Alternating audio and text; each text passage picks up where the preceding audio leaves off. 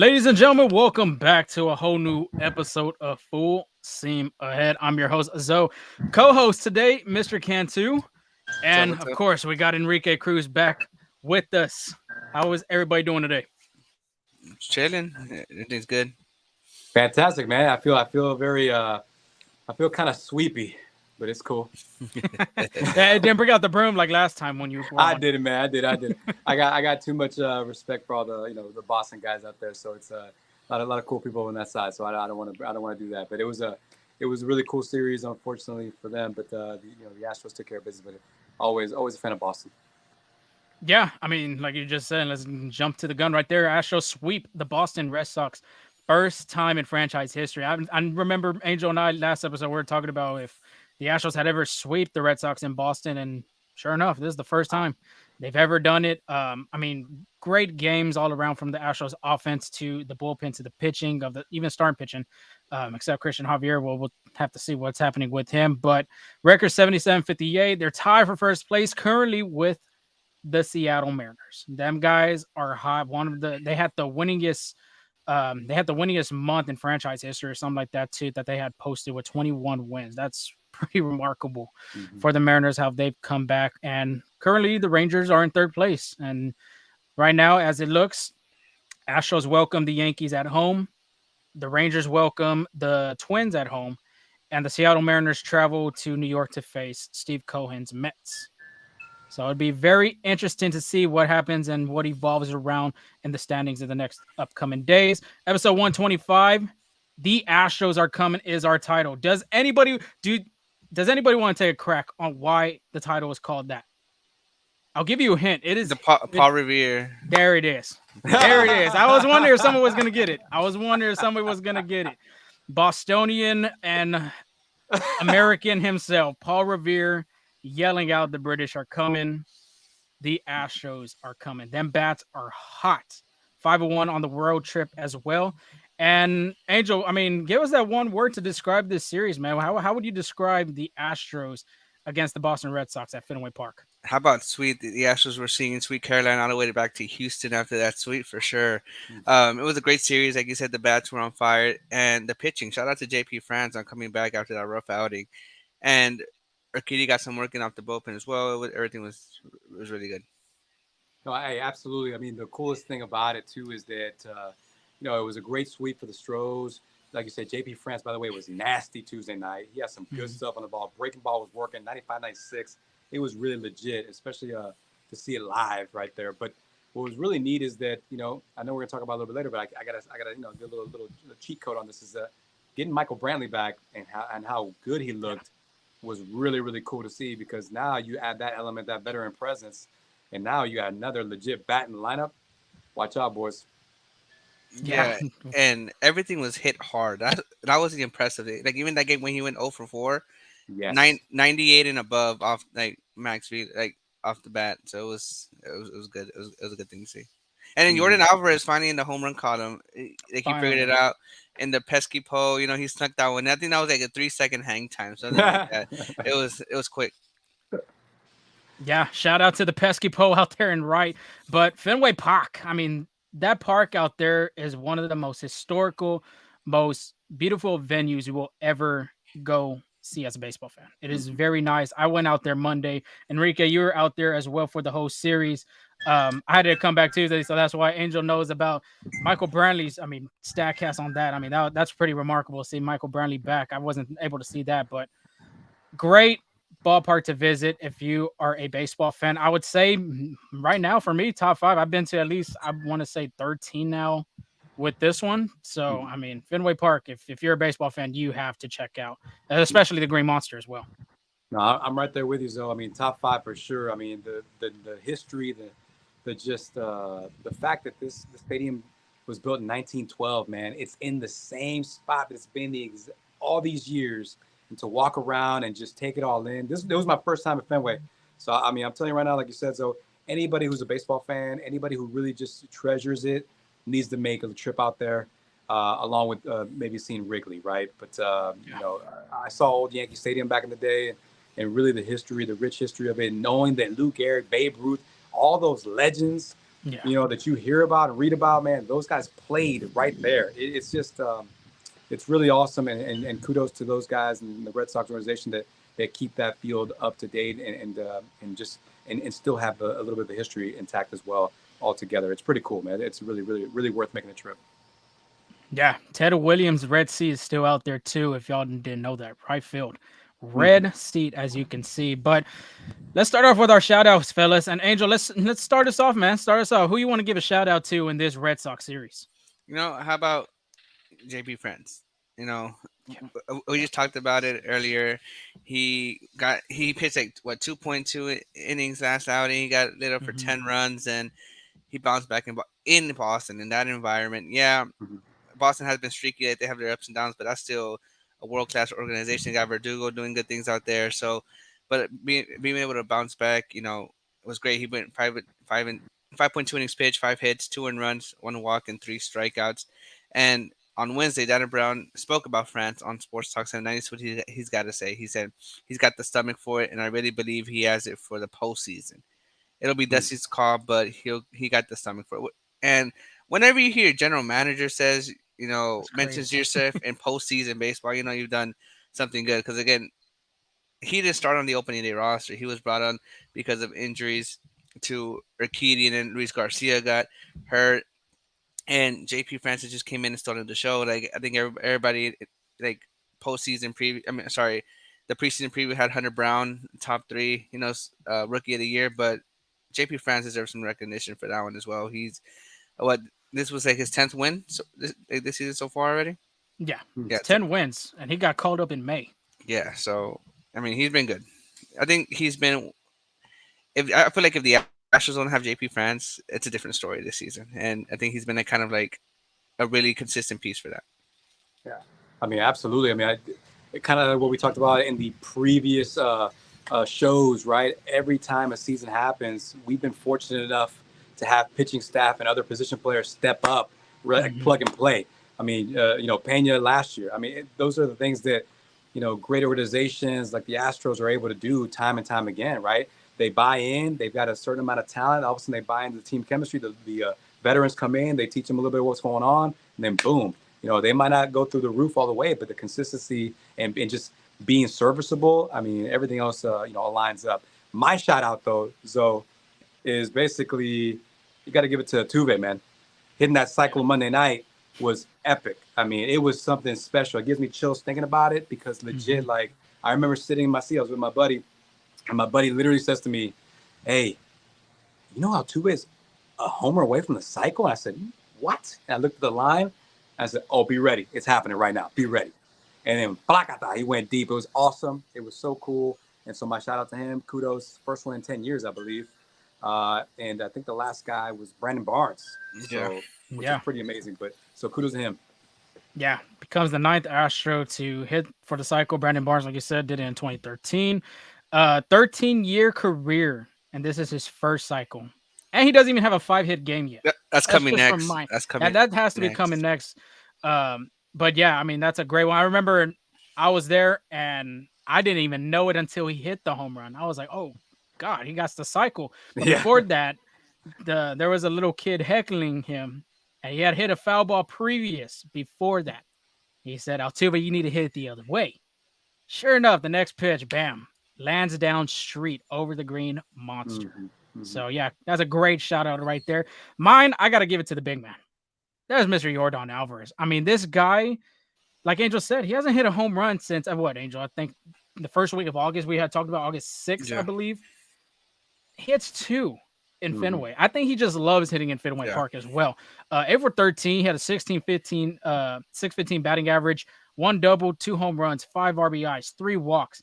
The big man looks like he's getting going. And Detroit, he did the same way. He had a great road trip. Man, it could look scary if he gets going because the funny thing is, too, Kyle Tucker didn't have a good series against the Red Sox. And he's been the guy, too, carrying the Astros team throughout the season. When he gets going, this whole offense is clicking. It's going to be very scary for the American League, I'd say. Oh yeah. Absolutely. Hey, you know what was really cool to recap a little bit of that Red Sox series? Fun little fact. I believe I'm correct. I might be wrong, but I'm pretty sure I'm correct. That first night, the only guy that didn't get a knock was Bregman. Okay, Yeah. and then the very next night, my man went off with 3 or 4 hits. I want to say it was like 3 or 4 or something like that.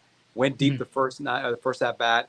I mean, his at bats, just like we are talking about with Michael Brantley, every at bat there was a bullet. So I mean, I'm telling you right now, you get Bregman, you get Jordan, you get all those guys clicking. I mean, like how they're rolling right now. It seems like their bats are going, and then you tie in a little bit of Jeremy Pena too to kind of get going. Oh I yeah. mean, forget about it. I mean, dude, let me tell you something right now. Dubon Yeah. was lacing balls. Okay, I mean, you forget about that guy. What that guy's been able to accomplish, just coming off the bench and basically being our new version of Marvin Gonzalez, right? Just playing everywhere. It's pretty cool, man. So I'm excited. This is the time where I always tell people. People ask me, "Hey, man, you nervous?" Like in April, are you nervous? Is this and that? I'm like, no, I don't really even start watching until September, man. Like, I mean, it's gonna be ready to go. Like this stuff is nothing. Don't I Yeah. don't championships don't get won in April. I mean, come on, this is Mhm. rock and roll. And and what's great is that the Rangers are in the mix. The Mariners are playing great. The West is exciting, and I truly believe that hey, we're the champs for a reason. So those guys better be nervous about us. You know. So let's get this thing going, man. It's like the old boxing days back in the day. Let's get it on, like Mills Lane back in the day. You know what I mean? Yeah, and speaking of Bregman, he went 6 for 14. Like you say, like he didn't get a hit at that first game, but he went 6 for 14, one double, one home run, 3 RBIs. But you know, when we first started doing the off-season podcast, like closer to the season, we had predicted it was gonna be the Rangers, Seattle, and Astros. Like we had the Astros finish first, Seattle second, and then the Rangers third. And right now, I mean, it's anybody's game, right? I think the Rangers are only one Mm, game behind, so it's gonna be fun to watch. And it would have been even more crazy if the Angels would have stayed in contention, but what's yeah. going on with that situation there. But yeah, Yeah. and then there's also a chance that all three AOS teams could make it to the playoffs as it looks right now. It's like Seattle's winning the division, and then the Astros and Rangers hold those last two wild card spots. So that'd be good to see. Relax, relax. We're gonna win the division, okay? Hey, we're gonna have a really awesome. I want to say I think it's September 20th or somewhere around there. We are playing the Mariners, so that's Yeah, going Mhm. to be an intense series going down to the wire. So that's going to drive. Rangers too. I think the Rangers are after the Yeah, seven. Yankees. Yeah, 7 of the last 10 games, the Rangers and Mariners will be playing against each other. The Mariners' last 10 games are going to be the Rangers, the Astros, and then the Rangers again. So, Let's do this. and this West is going to be probably the most epic finale that the American League has ever seen in a good while. I Right. would say over the AL East because Oh yeah. everybody's so paying attention to them, and by all means, they have a great bunch of teams over there: the Red Sox, the Yankees. But what Baltimore's doing is right now, and then of course the Toronto Blue Jays too. Right now, American League West is where it's at. I'd say. Yeah, And it's also because the American League East. It's interesting, right? How Tampa Bay got off to that amazing start, right? No, It the just Rays goes. as well. Yeah. It just goes to show you that it's a marathon, not a sprint, right? So I mean, Mm-hmm. Baltimore, no one was really kind of talking about, it, and all of a sudden, they start clicking. All those young stars start doing their thing, and hey, it's amazing. It's pretty cool. The AL East has got a really cool story, but really when it comes down to the wire, like you were saying, though, is that the American League West is going to be very. It's like popcorn Yeah. ready. Let's get this. Let's watch those epic movies unfold. So. oh yeah. But to wrap up this Boston series, Michael Brantley did return, as we were Mm-hmm. mentioning, right? Tuesday, Mm-hmm. he was activated off the 60-day DO list and started immediately. We kind of had this debate of where do you put Michael Brantley last podcast. Uh, we said that we put him back in the two spot, even though Alex Bregman's been pretty good in that two spot, or we put him lower in the lineup. I think we had said sixth or seventh, and he was in the Yeah. sixth spot. And he was playing left field, which I know with the Briggy Monster makes it a little shorter, but that's still a good sign that he got his legs there for him as well. He went 0 for 4, but like we said, everything was hard contact. I think he only had one fly ball, and I was his third at bat. Everything else was line drives. Mm-hmm. It's after I saw that, I was like, I'm not worried. Like sooner or later, they're gonna come and it came sooner, right? Because on Mm-hmm. Wednesday, when he was on DH, he batted sixth again, 2 for 4 with a double and 2 RBIs. He almost had a home run. It was a ground Mm-hmm. rule double. Mm-hmm. So Mm-hmm. and we had talked about when he was doing his rehab assignment, he was hitting home runs in the minor league. So First and, game and back too. yeah, Mm-hmm. so that power is there. But just to give you some exit velos in his 8 plate appearance, it was 102, 99, 97.6, 104. And then 102 again, 89, 96, and then he struck out. Like, that's where you want That's to be. pretty good. You see, this is why Michael Brantley is taking his time to stay healthy was big Hmm. because if you rush him, then he does this for a few games and bam, he's injured again. But why? He's a veteran. That body is not as young as it used to be, and it's time to just let it heal. Let the process work, and so far so good. But I do have a question for y'all. First of all, is Michael Brantley back? And does he need to stay put in the 6 hole in the lineup, or do you think there's some change coming? Well, I think Michael Brantley is back. Looking at them exit velos that you were describing, that's pretty nice to see. And like you were saying too, with rushing, I think the Astros did that in the beginning of the rehab process for him. And then that's what the setback had happened. Everybody was kind of, they didn't know if Michael Brantley was going to be able to play the rest of this season. They were thinking this contract was going to be a waste. But I told you, Angel, I mean, I think both of us had said it too. He will be a call up for September. He's going to be able to play in September, if anything, late September. And right now, it is at the right time where the Astros need him, especially with the DH. Now you got to toss and turn with Yainer Diaz, Jordan Alvarez. It's going to be very interesting to see. And then you ask, does he need to be staying in the sixth spot? I think he needs to stay there, either 6 or 7, because like I told you, Angel, too, if there's bases loaded with 2 outs, who would you rather have, Michael Brantley or somebody else in the bottom of the lineup?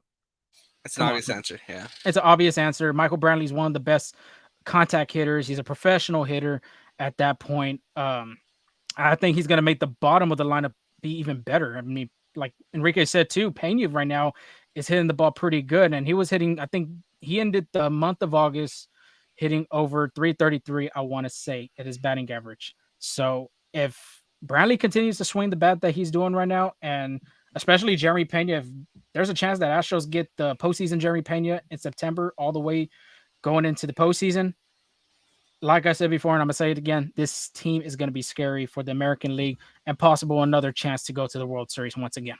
And before Enrique chimes in, I think that Tuesday lineup that Dusty Baker had with Yanier Diaz catching was the Mhm. most deepest lineup that the Astros have seen that have Yeah. had this season. That was great. No, I agree. I agree all the way with that because I mean, I mean, what Diaz has done this year is really cool, man. But I really love how they've managed the situation with him and Maldonado. I mean, I think it's great. I think there's probably some things that we don't even know that are happening in the clubhouse behind the scenes. That Diaz, it's going to pay dividends in the future for him and the ball club.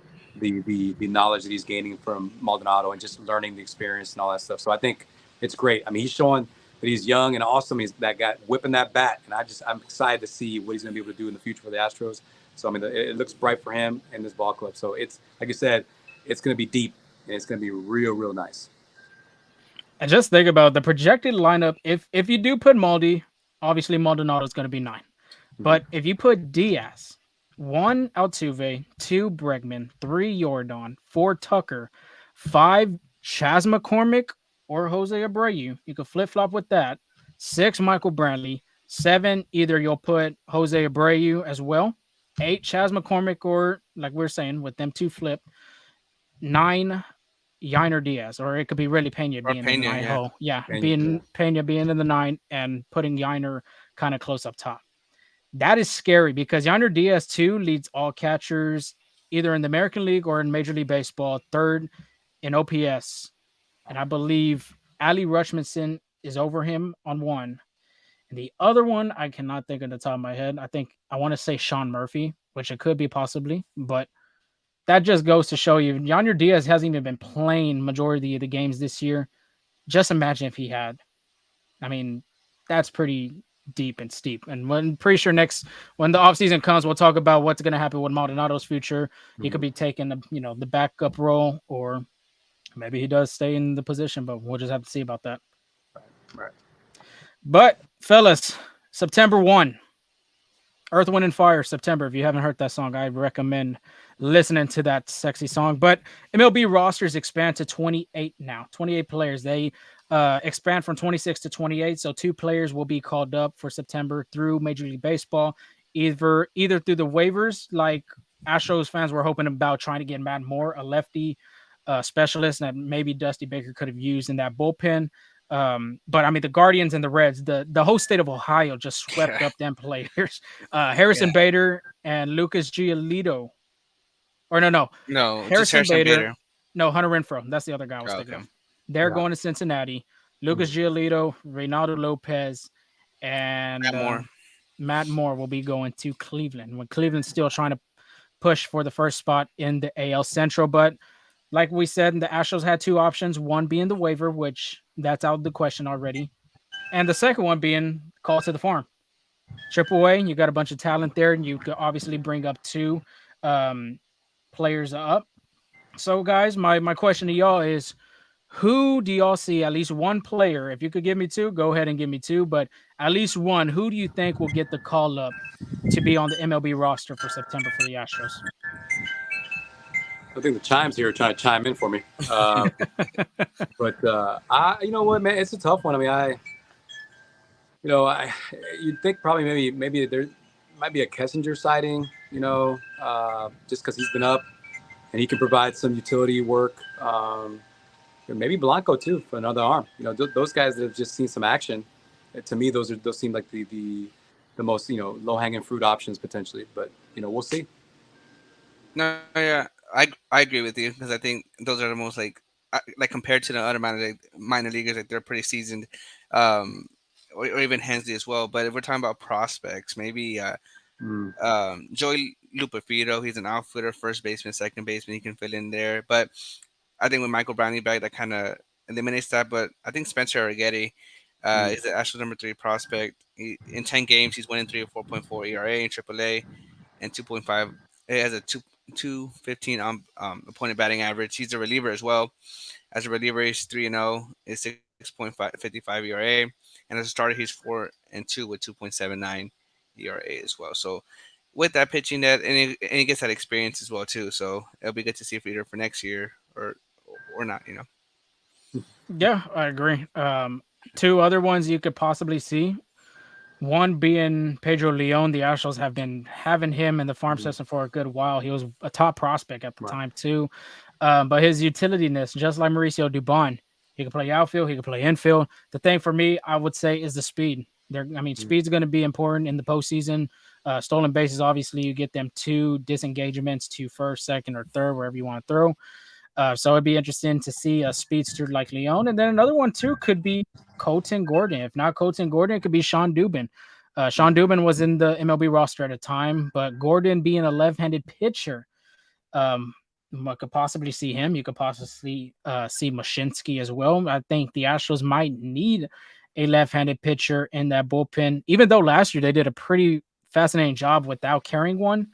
There could be a possibility you could carry one being in Mashinsky or Colton Gordon as well. So just have to see what happens there, fella, because the Astros haven't announced yet as we are recording on a Thursday night. Possibly Friday, they will announce who they'll pick up. But if you're listening to Thursday morning, we're just kind of not sure, just like y'all. I'll tell you one guy that's definitely not getting called up. Who? Corey Lee. Yeah. Sad to see him go, but yeah, I agree. Also another one, David Hensley.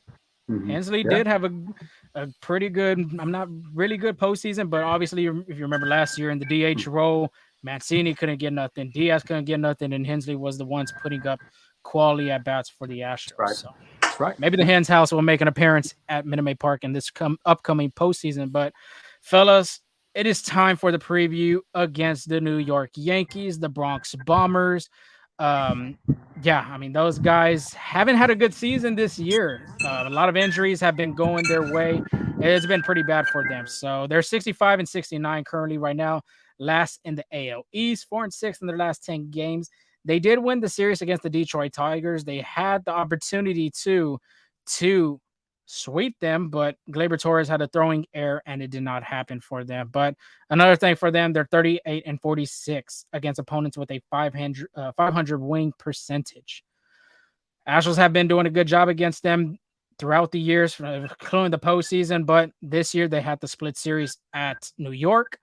And Minute Maid Park is just going to be a different environment because you'll have Justin Verlander on the mound, you'll have Hunter Brown on the mound, and you'll have Christian Javier, which that's interesting to know too, because now you have JP France, Framber Valdez, and Justin Verlander lined up to travel at Texas to face them off. So that's pretty good to know as well. But Friday night, Friday Night Fireworks 7:10. Carlos Rodon will be for the Yankees 1-4 with a 5.97 ERA. He'll be going against JV 10-6 with a 3.06 ERA. And JV, this man, just like Altuve, loves facing the New York Yankees. His last start at Detroit, that was a pretty cool moment to see him and Miguel Cabrera on the last time around there, being in their careers. 5 innings, 2 hits, 0 earned runs, 2 walks, 7 strikeouts. As an Astros this year, he is 4-1, 2.79 ERA. He carries a 1.54 ERA plus and a 3.30 FIP. What is FIP? Is a fielding independent percentage, preventing home runs, walks, and hit by pitches. So his last start against the Yankees, he did receive the loss, but the Astros offense, of course, in Astros offense fashion, when JV pitches, he does not get any type of run support. But in that time, he went 7 innings, 7 hits, 2 earned runs, 2 walks, 4 strikeouts. And like I said, he loves facing the New York Yankees. And as an Astro, he's been dominated against them through those years. In 6 starts, he's 3-1 with a 2.16 ERA and 41 strikeouts. That is not including the postseason, which I think Astros fans know his postseason run when he pitched against the Yankees. So a lot of fans are going to be excited to see that matchup because Justin Verlander on a Friday night, I think that just sets the mood on a pretty good note. Agreed.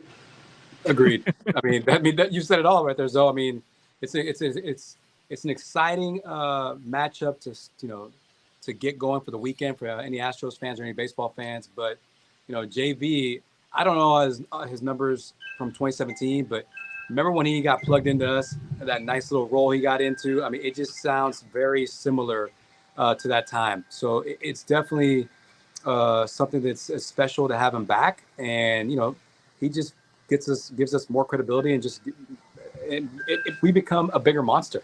So I'm excited. I mean, I can't wait for us to punch the Yankees. And, it's one of those things where, it's unfortunate they're having a bad year, but, it's like one of those sorry, not sorry kind of things, So it is what it is. Hopefully our guys can maintain that focus and not give them anything. So hopefully we can take the series 2 out of 3. If we get a sweep, great, but we definitely got to take the series.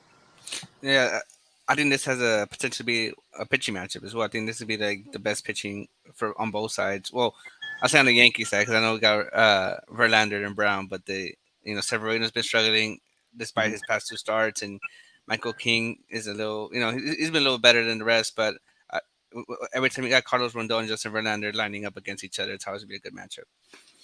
Yeah, Carlos Rodon. Let's talk about him real quick. Last outing at Tampa Bay, 4 2/3, 4 hits, 2 earned runs, 2 walks, 7 strikeouts. His last start versus Houston at home, he went 2 2/3, 3 hits, 5 earned runs, 2 walks, 5 strikeouts.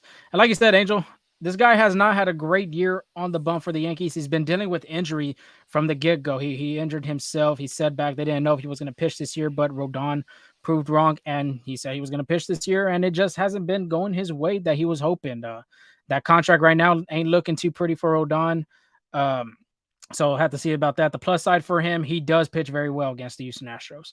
From his time from being with the Chicago White Sox and the San Francisco Giants, he's done a really good job against them. I think he holds a 2.20 something ERA against the Astros in his career, but he has struggled being away from Yankee Stadium. Probably one of his worst. In 3 games that he has started, he's 0-2 with a 7.71 ERA and carries a 1.50 WHIP. That is pretty awful, I could say, because 7.71. When you look at that, that's just like mind blown. That's almost close to double digits at that point. So they did good against the last time against Rodon. Let's see if that carries on Friday night for the Astros. But Saturday, you got a 6:10 start time. Luis Severino, the Astros have seen him a bunch of times. 4-8 with a 6.64 ERA.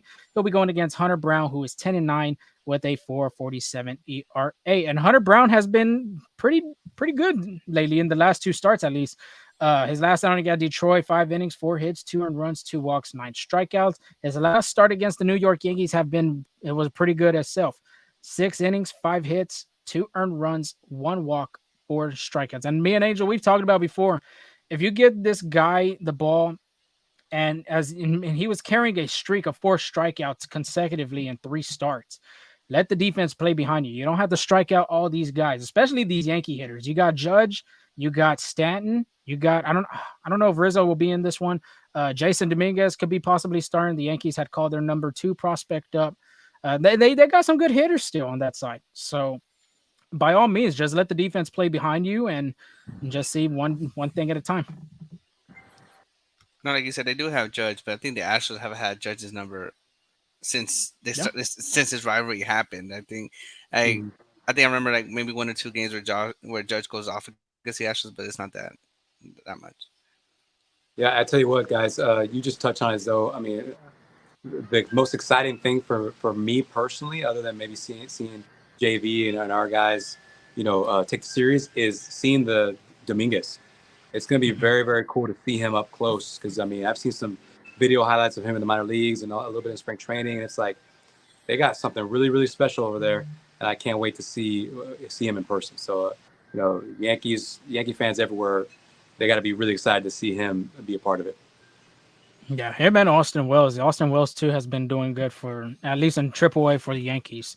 Finally getting the call up, see what he's like for them. But mini JV will be going against Luis Severino on the other end. Severino has been pretty horrific. It's been bad for him this last 2 months for him in July and August. His last outing at Detroit, though, was a positive for him. 7 innings, 5 hits, 0 earned runs, 0 walks, 8 strikeouts. His last start versus Houston, that was in July.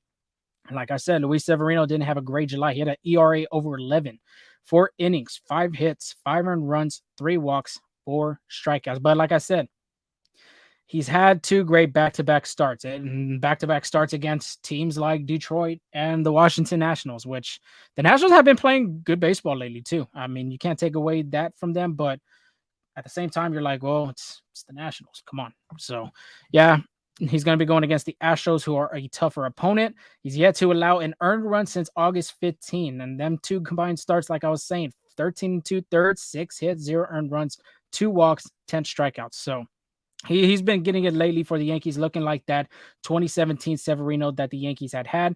But on the other end, last 3 starts versus Houston, not counting the postseason because the postseason too, he did receive the loss. He has had a loss in each of those starts. So potentially this could be another start with a loss, or it could go Severino's way, which he's been pitching pretty well in these last 2 games for him. So Astros are a hot offense right now, but at the same time, too, something has to give. Either Severino continues his success, or the Astros continue on this hot streak of their offense that they've been doing pretty good. Michael King, Sunday Night Baseball on ESPN. I'm pretty sure. You'll probably have Michael K and A-Rod, the Michael K show on there on ESPN too, at least. But 6:10 start time. Michael King, 3-5 with a 2.96 ERA. He'll be going against Christian Javier, 9-2 at the 4.66 ERA. And I believe Javier is the only one without 10 wins, excluding Jose Urquidy because Urquidy's been hurt. But Javier is close to 10 wins. It's knocking on the door for him. His last outing at Boston, I mean, it was hard to see. That first inning to me, let me read his stat line real quick. 4 innings, 6 hits, 4 earned runs, 6 walks, 4 strikeouts. In that first inning, I will say if Altuve does catch that ball in center, or if Christian Javier would not pick the ball up with his glove and with his hand like you usually taught, I think he gets out of that inning, and I think the game changes for him. But that came along, of course, the pitch count rises, and the walks kill 6 walks right there. That's hard to see, and this hasn't been no secret for him. It's the second half at least. I mean, command has been pretty bad.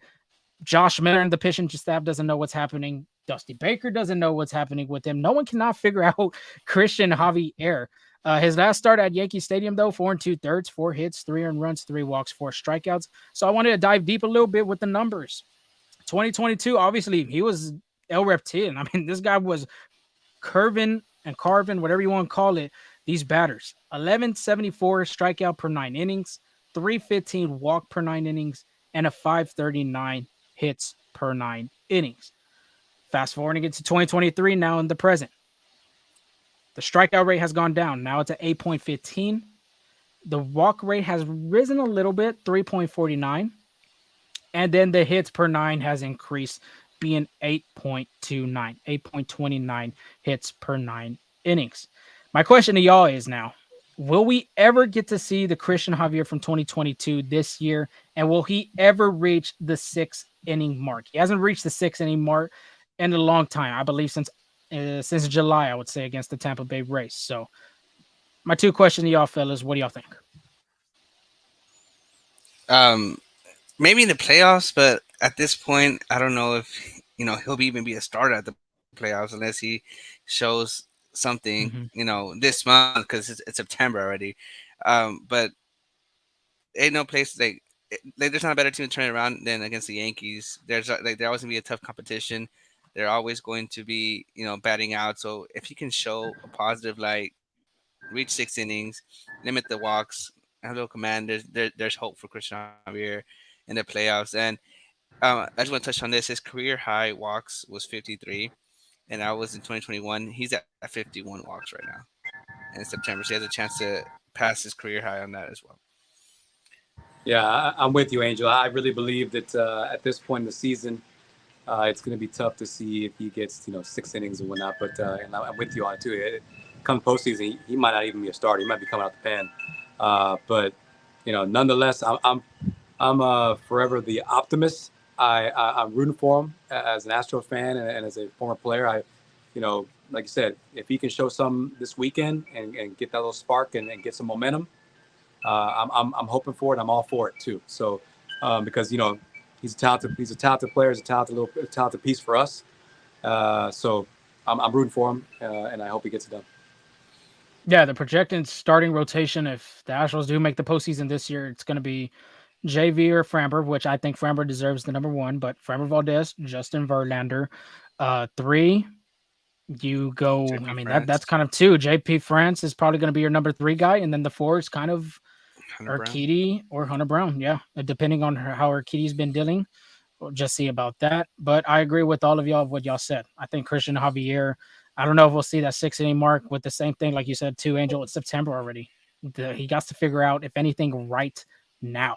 This game has to show that he has to pitch over them innings, at least get back to that form of Christian Javier, how he was last year, at least the postseason type of guy he was too. Because if he does go into the bullpen, the Astros are going to need him to step up just like how he was in 2022 in that long relief role. You don't know what's going to happen. You just, I mean, Urquidy or let's say JP Friends gets lit up like last time. Somebody's going to have to come into the rescue. And I think Javier's number would be the number one call up first before any of the relief pitchers. So, yeah, it needs to get going right now for this guy. It's something I And want to see. Oh, go ahead. Go ahead. no, I was going to say real quick. You hit it there, Zoe, too. By the way, Urquidy did a great job coming in after Christian Javier. I mean, he showed that he's got some good stuff still, and to have that long relief role. I mean, Mhm. I think it suits him. So that's all I'll say about that. Yeah, I was heading in the right in that direction as well. Like we've seen Urquidy come off the relief for JP France, Hunter Brown, but not Christian Javier.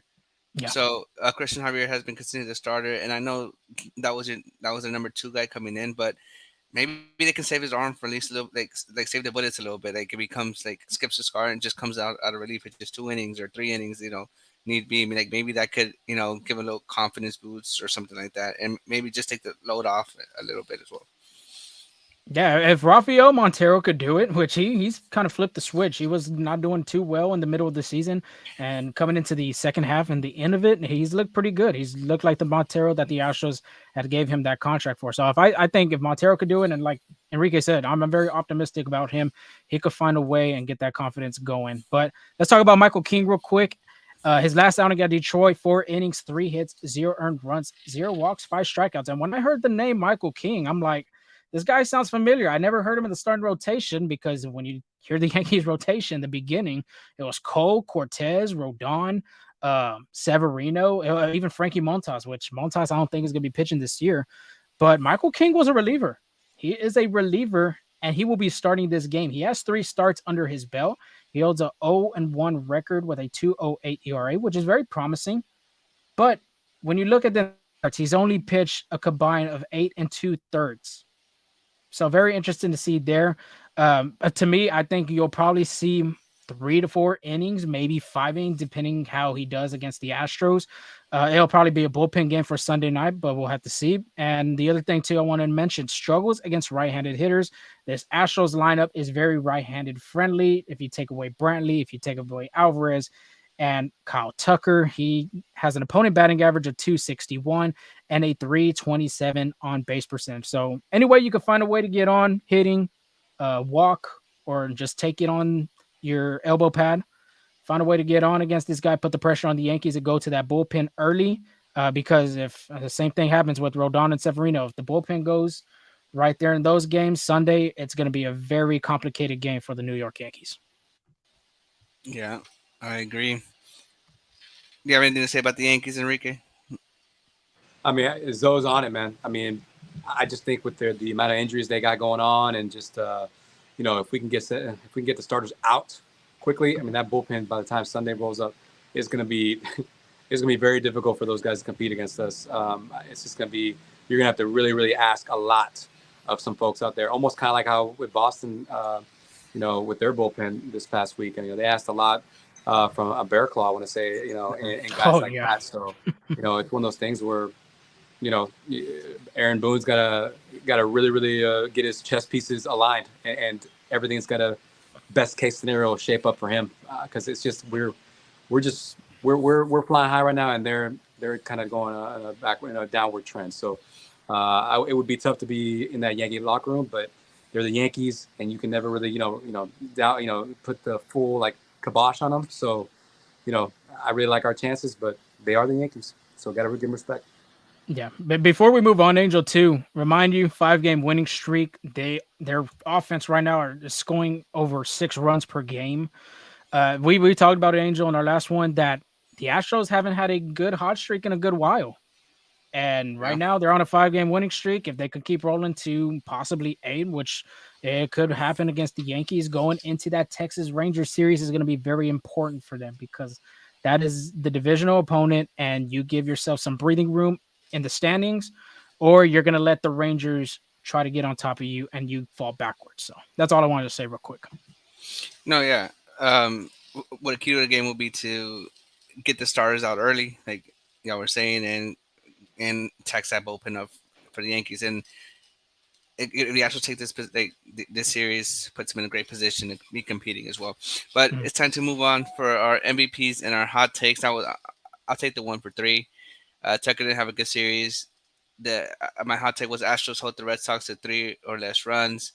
It's close, but couldn't get it. And Framber had a pretty good outing. But my new ones for this week is my offensive MVP is Kyle Tucker. I think he, recuperates, bounces back, and has a great game back in his King's corner. And I agree with you. I'm optimistic as well. So my pitching MVP is going to be Christian Javier. I say he goes over 6 innings, bounces back, and he's going to need it if he has October in his pitch as a starting pitcher in his mindset. And you just saw the Astros sweep the Red Sox. I'm going to say the Astros sweep the Yankees at Minute Maid for 3 games as well. So I'm riding for 8-game win streak. Wait a minute. Oh, yeah. 8 games. Mm-hmm. The Javier going 6 innings is interesting, because every time we do our over-unders, I'm always optimistic with him going 6. If he could give you 6, Angel, by all means, I'm very good about that. Enrique, you want to give us yours real quick? All right, give it to me again. So MVP for offensive pitching and hot takes. Okay, offensive MVP. I'm gonna say Jordan. Okay, because I feel like the Penske Pole situation might give him going even more on there. Pitching MVP, I'm gonna go with JV. I think JV is gonna freaking start this weekend real nice. Like you're saying, Christian Javier is gonna go 6. I think JV's gonna go 7 or 8. I'm just thinking. Mm-hmm. I think he's gonna just rock and roll, because that the lineup. I think they're a little banged up. So I'm giving a leg up to JV on that. And the hot take for me, I think, is going to be Maldonado goes deep. Okay. Maldi goes deep. Wow. Maldi goes deep. Yeah. Very, very hot, interesting hot take right there. Yes. I just want to say that I think he took some pretty good hacks on the road trip. Yeah, he did. And I was like, wow, this is kind of interesting. I mean, he's not getting cheated. And I thought it was pretty cool that yesterday he hits a double, and because he wanted to, it's a getaway game because he wanted to get the game going. He got thrown out at second base trying to stretch that into a double. So The so helmet too was just over his yeah, eyes. It was just so funny. exactly. He was like, yep, let's go, wrap it up, let's go, guys. Nothing to see here. But no, man, I think it's gonna be a great series. I'm excited for it. But yeah, that's my hot take right now. Definitely some good ones, you guys. But mine from last week, I had Jeremy Pena. He had 333. I think he did pretty good. The stash, I had JP France as my pitching guy. I knew the first game was very sour taste in his mouth. And he just didn't like that. I mean, he was all ready to play at Fenway. He's been a road warrior too for the Astros as a starting pitcher. So kudos to that. And then the hot take, like Angel said, I said the Astros were going to sweep the Red Sox. After that last game at Minute Maid Park, I know that didn't feel too good for the Astros. 17 runs. The Astros said, hold my beer. Let me go do 13 on the first day. So very interesting right there. I'd say 3 for 3 for me, but it's a new weekend, of course. Jose Altuve. This guy loves hitting against the Yankees. He just loves playing against the Yankees. When we had our preview when they were going to New York, he had, well, I mean, everybody's been calling him the king of New York. I think he is. I think he does pretty well playing against those guys. So I'll have him as my offensive MVP. Pitching. Y'all did go with some starters. Angel, Javier, Enrique, JV. I was thinking of going with another starter with Hunter Brown. But give me a bullpen piece. I think this is going to be a good matchup for these bullpen players. And I'm going to say Brian Abreu. Now, he's one of the biggest guys on a high leverage situation. I feel like one of these games could be a high leverage situation with runners on and 1 out, or runners on with 2 outs. And I think Brian Abreu continues his success, especially reminds me of that time that he struck out Giancarlo Stanton, just froze him right there with that fastball down the middle. So Brian Abreu, pitching MVP. And then my hot take. Astros offense continues to scorch. Their hot offense just continues on at home and will score. I'd said 4, but I'm going 5 runs every game. Okay. They didn't. I mean, every game over there in Boston, they had 13, 9, and I believe 7. Mm-hmm. I can see 5 runs too here. I mean, Detroit, they did pretty good. So why not do it at home with the fans in attendance? So I'd say 5 runs every game that the Astros offense are going to score. Yeah, like ever since they had that players meeting, and when Bregman said that they're treating every game as they were like, do or die situation, they've been great. And Yeah, I take that bet too, Zoe. I think I'm right there with you. I agree. yeah, especially at home. I think again, I feel like everybody's more comfortable at home. So It's the Yankees too yeah. coming to Houston. I mean, a lot of Yankee fans even show up there, but when it's the Astros and Yankees, it's postseason vibes through them years from 2015 when that wild card team beat them at Yankee Stadium. So yeah, I think it's going to be a great series to look forward to. All right, now it's time for our over and under. So Enrique, we've actually been keeping score on these, and right now, Lorenzo has a 1 up on me. He's 34. I'm at 33. That we've been getting right. So here for the first one. So the first one is going to be about. So the first start pitching. Hunter Brown strikes out 7 or more Yankees. Just to give you a little recap of what he's done against Detroit in his hometown, he struck out 9. Against Seattle, and that's a offense, he struck out 5. And then I skipped when he came out from the relief role, but his last start came against Baltimore as well. He struck out 6. So do you see 7 or more strikeouts against the Yankees? I'm going over. Over. Yeah, I'm going over. Yeah, I just feel like these guys have a lot of swing and misses, and I just feel like Hunter Brown's got really good stuff, and I think he's going to be a perfect storm to get 8, at least 8. Not bad. I'll go under actually. I mean, he does have that swing and miss. The Yankee offense as well. One of the most striking. They have a lot of players that strike out a lot with their swinging and missing. He does generate a lot of swing and misses as well, but he has a defense behind him, and that was the thing that the Astros needed to improve on this year. It hasn't been pretty for them, but I think defense is going to be very important in this game, in this series, really. So. You have a defense behind you, but I will say either 5 or 6 strikeouts. I think Hunter Brown will go with. Okay. I'm gonna go over as well with Enrique. This Yankees struck out 18 times in the game or a little bit more, so they are free swingers. So if he has that breaking stuff working, that those chase pitches, it should be a pretty good game. I say 8 to be exact strikeouts as well. I think he gets that. By the way, can I just tell you, I love that we're adding this and I'm joining this now, okay? Because now I'm going to watch this game with way more intensity. Like, it's going to be great. You're like, oh, got 8 right there. Let's go right there. I'm gonna Right. text the boys real quick. Exactly right, baby. All right. I mean, we always do like starters or hitters. So I try to change it up a little bit. This time, the bullpen pitches less than 12 innings in the entire series against the Yankees. Just give again recap against this previous series against Boston. The bullpen was only used for 10.1 innings. Against Detroit, 9.2 innings. But against Boston, whatever in minute maid, 19 innings the bullpen was used. Oh my So, god.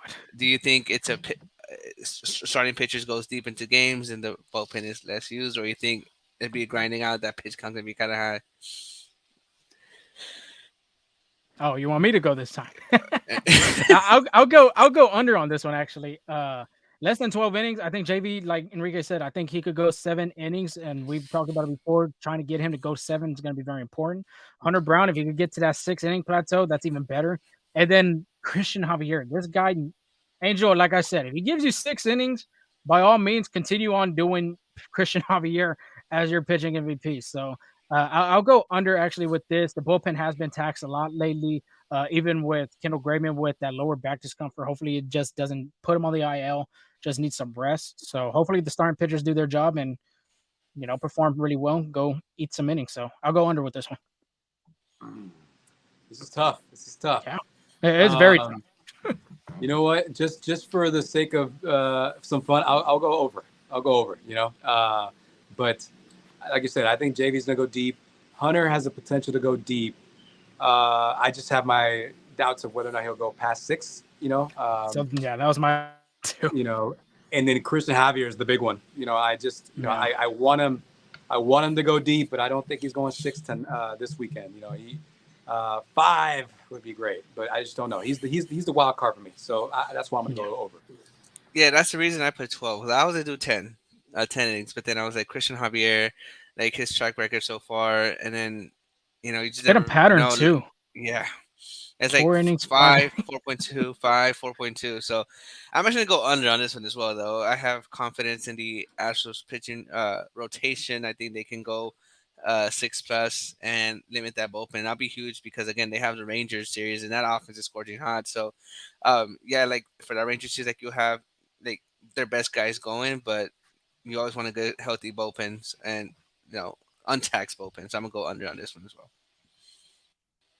All right, we got 2 more. This will be more on the offensive. I just don't want Maldonado pitching. That's all. Okay. My gosh. No, I agree. Sorry to bring it up. Sorry. Go ahead. You good? I agree. Now we're gonna go to the offensive part of the over and under. Jose Altuve records 4 or more RBIs. Like Lorenzo was saying, Jose Altuve loves hitting against the Yankees. It doesn't matter if it's at Yankee Stadium or at Fenway Park. Playoffs or regular season, Jose Altuve loves hitting against the Yankees. So 4 or more RBIs. To give you some track record, against Boston, previous years 4 RBIs. Detroit 1. Boston, whenever at Fenway Park, 0. So. Man, this one's very difficult. Is the you want me question? to go? Go ahead first. But is the question if Altuve is gonna have 4 or more RBIs? Or more RBIs. So if he hits 4 or more, that's over. If he hits 3 or less, in the entire. But you're talking about the entire series, right? Series. Yeah. Entire series. Series. This is all series. So I mean, I can go first. I'm gonna go over on this one. I think he gets to 4 at least. I know it's a 3-game set, but again, Altuve against the Yankees is a different breed. So I'm gonna go over on this one. I'll keep it simple for you, Zoe. I'm gonna go over as well. That's it. I just think you're right, man. Altuve just enjoys playing against the Yankees, and he just seems to always be in those clutch moments where he gets a hanging slider and hits a 3-run homer. So I feel at that point he's already had 2 RBIs, prior to that homer. So I feel like he'll get to 5 or over 4. So I'm in the over. This guy's my offensive MVP, like you said. Over. I mean, I'm seeing 1 home run to the Crawford boxes at least 2. Oh, yeah. So I can see that happening, but over, yeah, real easy for me. Yeah, the Yankees are lucky won't be off a road this Chapman this time, but man, well, let's see who else they throw out there. All right, the Hey, last one. but let's not Go ahead. cancel that. But let's not cancel that. Oh, I he left think what you just say. Let's not cancel that opportunity because the road is Chapman plays for the the Rangers Rangers, as well. which he did help out the Astros by hitting DJ Stewart in the back for the Mets. So I know he's blown 5 saves. yeah, Oh, which is crazy because Will Smith's been the guy for them. But in their bullpen, just regular for the Rangers, it's been very difficult for them to continue their, their run. It's really been the bullpen, I'd say, for the Rangers. yeah. Okay, should we do the last one real quick? I don't know if he's coming Yeah, back. I think he'll pop up soon. If he pops up, I'll let him in. But yeah, let's go ahead, go on. All right. We haven't done Michael Brantley at all this season. So Michael Brantley records 3 or more hits this series. Now, I kept it 3 because again, his first few game back, there's not a possibility he'll play all 3 games. I mean, he did have a day off this time, so I don't know what Dusty likes to do. So he had 2 hits against Boston. What do you think? 3 or more hits in this series? I'll go over. I think he'll be able to have three, at least three. But there's a possibility, and then with one game, he had two. So I think the professional hitter, Doctor Smooth himself, Uncle Mike, whatever you want to call him, I think he'll go over 3 hits. Yeah, I would say over as well. Even if he doesn't play the entire series, like you said, he hit 2 in 1 game, and I'm sure he can sneak out one in the other, like if he does play. So it'll be interesting what Enrique thinks. We'll like we'll, we'll We'll text have him to on text that. him this one, I guess. But yeah, and real quick, what you said with that Boston one, that could have been a home run at Minute Maid Park, but obviously it was a ground rule double at Fenway because of right field being, I think, 380. So, oh, he did text us real quick though. His Do you phone have the died. text? There you go. No worries. We'll give him the question. We'll let everybody know what he says. But that's our show. The Astros are coming. They're hot right now. Just have to see if it continues on against the New York Yankees that they've seen the postseason so many times. But continue to follow us at Full Steam Ahead on Twitter, TikTok. Subscribe to our YouTube channel as well. FSA Full Steam Ahead on Instagram. Threads, you already know we're there still. We're on there no matter what. We're gonna give you all the insight right there. And then of course our podcast platforms, Spotify, Apple, and Google Podcast. Possibly, I will we'll throw up a giveaway. If you're listening to this, yeah, we'll have a giveaway today on Friday. I think Friday, fun Friday. It's the weekend coming up too, so why not? Let's Wait, do a giveaway. wait. Didn't you have promised a giveaway earlier? I forgot what it was. No, that was the Red Sox series at home. Oh, okay, That okay. was a split though. But for the hell of it, I mean, they did a sweep against the Red Sox at Fenway in That's the first time in franchise history, so that has to be celebrated. But Angel, other than that, do you have anything else before we sign off? No, just thank you for listening. It was good to have Enrique back. Yeah. Vibes were immaculate, so it was great. And thank you for listening. If I had to say that. Yeah, vibes are immaculate vibes, whatever you want to call it. Glad to be back and can give you some Astro coverage, content, whatever you want to think. But we'll give you that recap against the Yankees. We'll see if the Astros do sweep them, at least a winning series, before we give you the preview against the Texas Rangers, which that one will be a great one to listen to. But until then, y'all stay safe, have a good weekend, and go Stros. Go Stros.